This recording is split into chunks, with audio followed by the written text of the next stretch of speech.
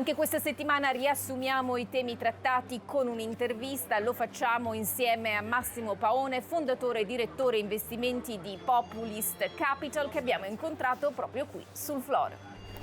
Bello averti qui finalmente sul floor. Ciao Stefania, è un piacere essere qua con te oggi.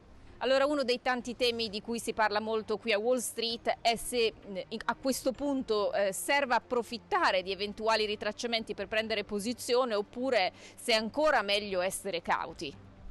Stefania, io temo che nel breve periodo ritesteremo dei minimi che abbiamo già visto e forse andremo oltre.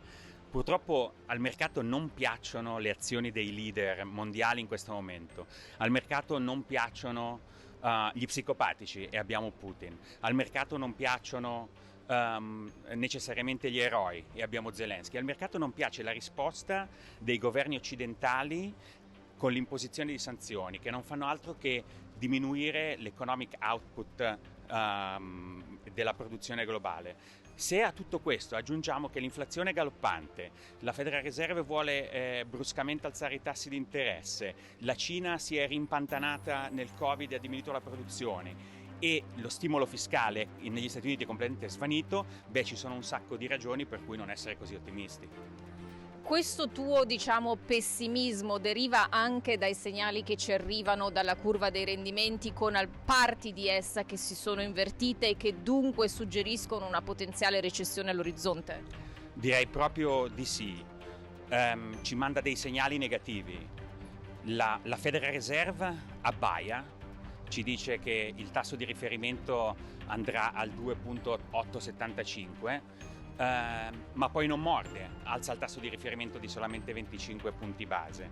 Se il mercato gli avesse veramente creduto, il decennale sarebbe schizzato immediatamente sopra quota 3%. Allora delle due l'una: o il mercato non crede a Powell e alla Federal Reserve perché l'economia non è così forte come lui crede, non crede che l'inflazione sia duratura e possa rimanere così elevata per lungo periodo, o dall'altra parte sta correttamente prezzando la curva e ci sta dicendo che siamo già in aspettativa di curva invertita dove il decennale sarà inferiore al tasso di riferimento e sappiamo bene la storia cosa ci ha insegnato quando nel passato abbiamo visto la curva invertita. E allora in questo contesto quali sono i tuoi consigli pratici per i nostri telespettatori in termini o di titoli singoli o di settori?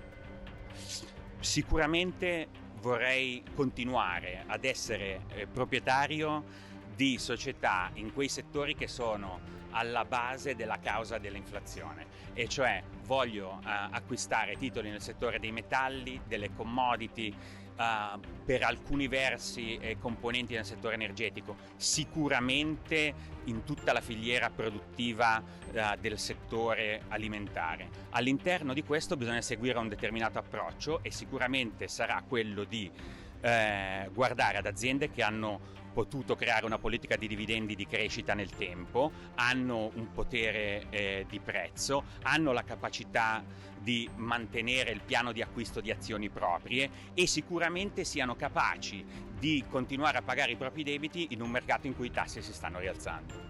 Questa ricetta tua, vale anche per l'azionario europeo? Questa è una domanda molto astuta, Stefania, ti rispondo parzialmente. Credo che siamo di fronte nuovamente a eccezionalismo americano, nel senso che la sicurezza giuridica degli Stati Uniti e del Canada sono molto diversi e aggiungono un premio al valore di queste azioni. Guardiamo l'Europa. Negli ultimi 15 anni i leader europei hanno fatto diventare Putin la persona più ricca del mondo. In 30 anni non sono riusciti a portare l'Ucraina dentro l'Unione Europea. In 2 anni sono riusciti a cacciare fuori la Gran Bretagna e adesso ci vengono a dire che in 3 mesi si scolleranno di dosso la loro dipendenza dall'energia russa. Io non ci credo neanche un po' e quindi questo mi fa pensare che dovrò stare meno esposto al continente europeo. E per concludere, il settore tecnologico chiaramente ha cavalcato l'onda della pandemia e quindi la mia domanda è, posto che dall'inizio dell'anno ha perso terreno come molti altri settori, fatta eccezione per quello energetico, continuerà a correre e di conseguenza un settore su cui investire, perché alla fine di certe tecnologie non faremo a meno, a prescindere che ci sia o meno un'economia in rallentamento o addirittura in recessione? Sono d'accordo con te. Il settore tecnologico fa parte dell'eccezionalismo americano. È sotto l'occhio di tutti quello che sta succedendo con il settore tecnologico cinese, che sta soffrendo particolarmente. Ma queste grandi mega cap americane sono diventati